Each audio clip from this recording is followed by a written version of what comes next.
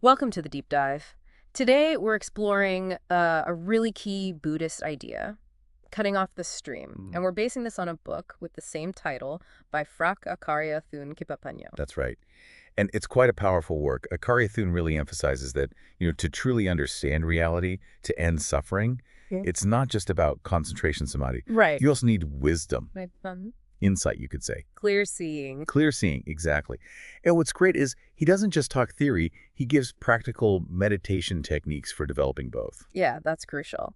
So our mission for you today is really to get a solid grasp on Acariya Thoon's core ideas about wisdom and why it's so vital in Buddhist practice, especially compared to just focusing on concentration.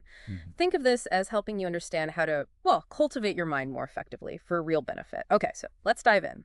Acariya Thoon starts by looking at the mind itself, right? Its basic nature. He does. He basically sees the mind as naturally restless, always thinking about externals, as he puts it, thoughts just jumping around. Like a monkey mind. Kind of, yeah. He actually uses this image of like an energetic child, a kid who needs guidance to settle down, to focus. Okay. And that really underscores why we need to train our minds. Mindfulness, conscious awareness, they're essential tools for that guidance. And it sounds like that training takes some real inner strength, determination. Absolutely. He really stresses how important determination, like a strong will, is for Dhamma practice. You need that resolve to build up mindfulness, that constant awareness, and concentration, too. Yeah, feed each other? He suggests they do, yeah.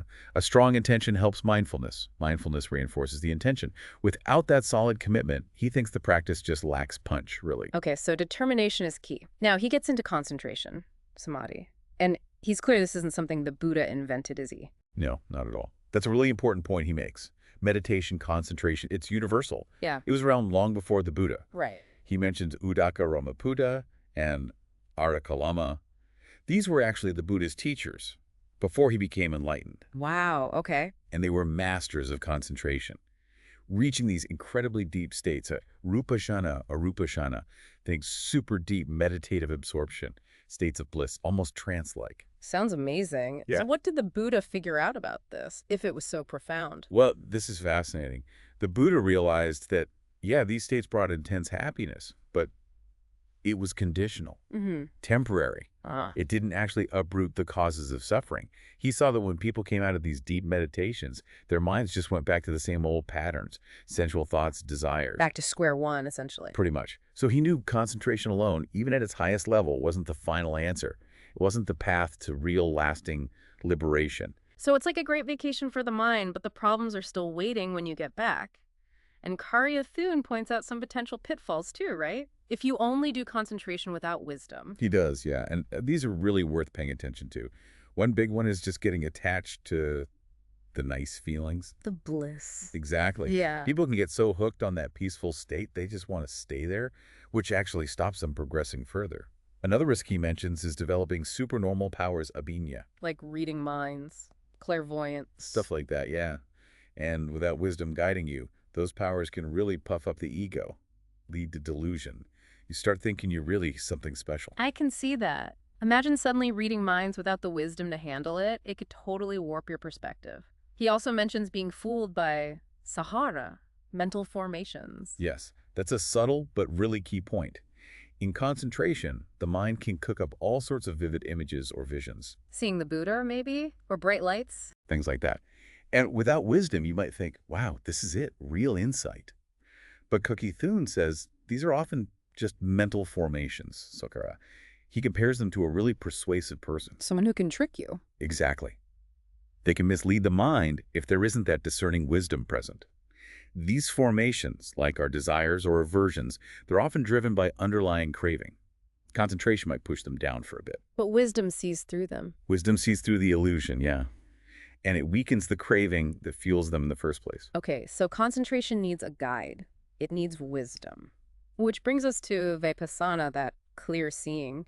He says this is uniquely Buddhist. That's his position, yes. He talks about ultimate wisdom, vipassanā. And this isn't just book smarts. It's a direct, experiential knowing of how things really are. The three characteristics. Spot on. Suffering, dukkha.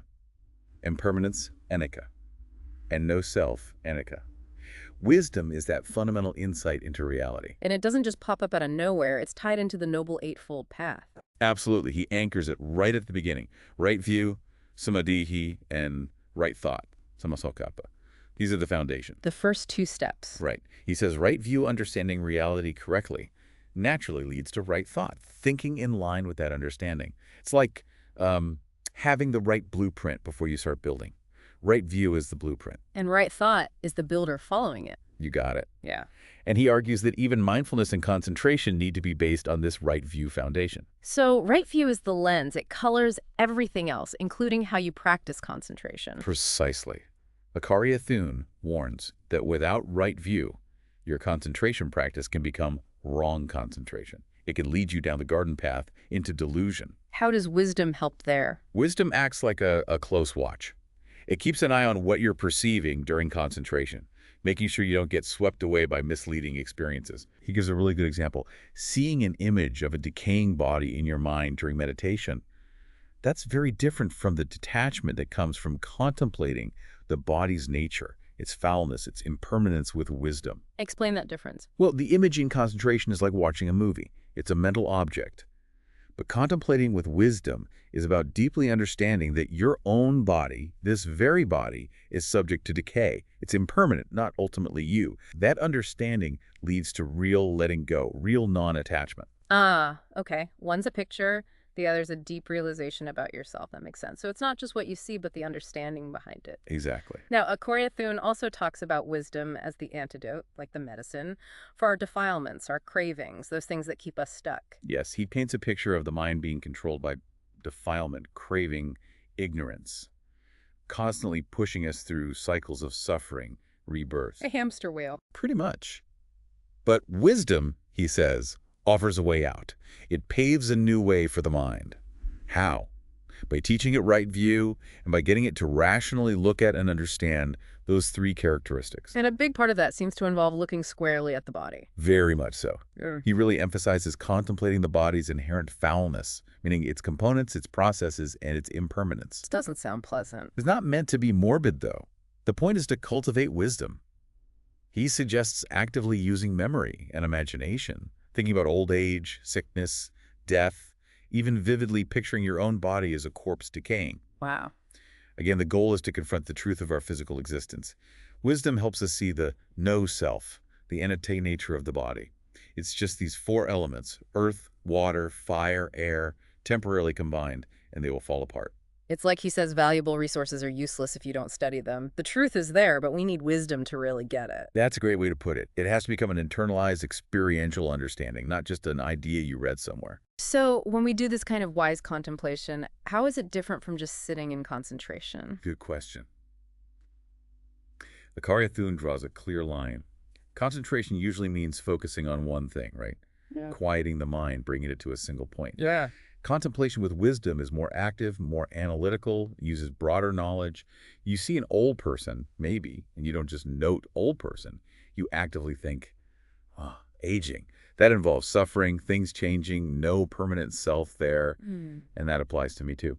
So it's using your observations and knowledge to dig deeper, and he says it has to be your own wisdom, right? Not just borrowing someone else's insight. Exactly. He warns against just, accepting what the Buddha said or what Acariya Thoon says. True wisdom comes from your own contemplation, your own seeing, that aha moment when you realize it for yourself. It has to be personal. Now, he mentions memory and imagination again as starting points for wisdom. Yes, he calls memory and conventional supposition, basically, our everyday understanding of things, the paper that wisdom writes on initially. So by memorizing, say, the stages of decay or vividly imagining them, you start to internalize the three characteristics. It gives you a framework to begin contemplating. Like training wheels. Exactly like training wheels for the mind.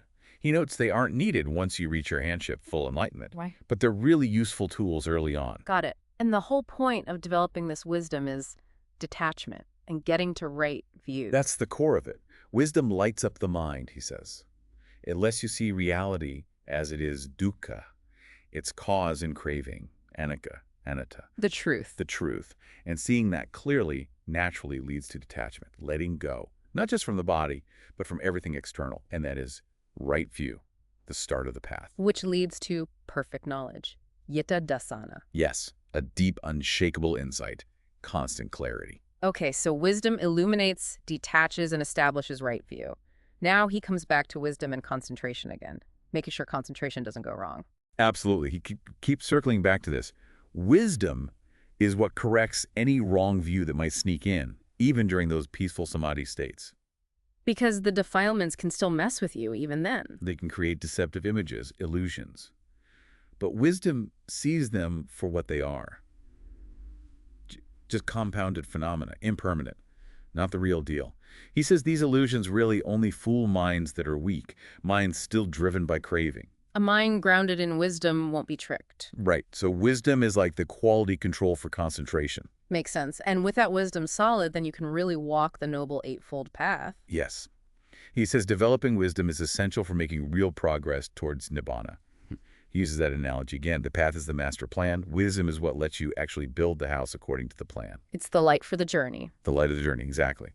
Guiding the mind away from its old, unhelpful habits towards contemplating the truth, which he notes can feel like a new and unfamiliar road for the mind. Like needing a map and a compass in strange territory. And this wisdom is also our main weapon against defilements. Our primary weapon, yes. Wisdom helps us see how those mental formations, selker, work their subtle magic, keeping defilement and craving going. The cook, the ingredients, and the eater analogy. That's the one. Selkara, the cook, keeps whipping up illusions based on our beliefs, the ingredients, as long as craving, the eater, is hungry. This keeps us trapped. So we need mindfulness and wisdom. To fight back. To see where the defilements hide sense stores, the 5 aggregates, and dismantle their power. It's an active battle. An ongoing vigilance. And if we take this wisdom all the way, where does it lead? He talks about cessation. Nirodha. Yes, that's the culmination. Perfect wisdom, the vipassanā, leads to nirodha, the cessation of suffering. It's like a complete stopping, not just mental calm, but the stopping the very forces that drive existence. Whoa. It's profound. He says it's experienced by those right on the edge of transcendence, and it's totally different from just deep meditation. His analogy is like turning off the power generator, cutting the power source. Exactly. Greed, hatred, delusion, they just cease. Even the senses temporarily stop functioning normally because consciousness, vinaya, isn't operating in the usual way. That sounds almost unimaginable. And this cessation triggers a chain reaction through dependent origination. Precisely. It breaks the links. The whole chain, birth, aging, illness, death, it all stops because the root causes are cut off. It's like pulling the plug on the whole machine of suffering. And after that cessation, what kind of knowing arises? He describes a knowledge free from imaginings and conceptual signs. It's direct knowing, beyond our usual ways of thinking, revealing reality's true nature. Not based on concepts. And then there's that abrupt turn of the mind. Yes, right after cessation. He calls it a moment of extraordinary bravery like nothing felt before. Yeah. This immense mental power just arises and wipes out any lingering defilements. It cuts the cord to rebirth completely. Instantly. Instantly. He says the knowledge to destroy defilements, asavakanya, arises at the same time as this overwhelming feeling of liberation. Total sudden purification. Incredible. What happens after that moment? Well, a series of reflections naturally occur. First, a deep appreciation for how hard purification is. Then, immense compassion for others still suffering. Then, deep reverence for the Buddha, leading to that realization. Anyone who sees Dhamma sees the Lord. Seeing the truth is seeing the essence of the Buddha. Exactly. And incredible mental strength arises. Even the body's elements are said to purify. This leads to a permanent state. Knowing and seeing purity all the time. Gita Dasana Visuddhi. No going back. No going back. It's a point of no return. And he stresses this purity is the same for everyone who reaches Nibbana. They become an aseka pugala, someone beyond training. Finished. Complete liberation. Wow, what a journey Acariya Thoon lays out. Okay, so let's try and wrap this up. What's the absolute core takeaway from this deep dive into cutting off the stream? I think the main thing is just how crucial wisdom vipassanā is. Grounded in right view, it's the only way to truly understand reality and end suffering. It's fundamentally different from concentration alone. Which can even be misleading without wisdom. Right. Concentration provides calm, stability, which is useful. But wisdom provides the insight that actually liberates. And that story about the 30 monks really drives that home, doesn't it? All that concentration practice, but still vulnerable until they actually contemplated with wisdom. Exactly. It's a powerful illustration. Calm states are great, but they don't cut the root unless wisdom is there doing the cutting. So, for you listening, this isn't just abstract philosophy. It's potentially a path towards real transformative insight into your own existence, moving beyond just knowing about these ideas to genuinely understanding them through your own experience. Right. So maybe take some time to reflect on that difference in your own life, the difference between feeling calm and having genuine insight or wisdom. You might want to explore Acariya Thoon's work more, or look deeper into the Noble Eightfold Path and mindful contemplation. And a final thought to leave you with, maybe chew on this idea that real freedom doesn't come from trying to escape the world, but from seeing it with total, unwavering clarity, seeing it through the lens of wisdom. Thanks for joining us for this deep dive.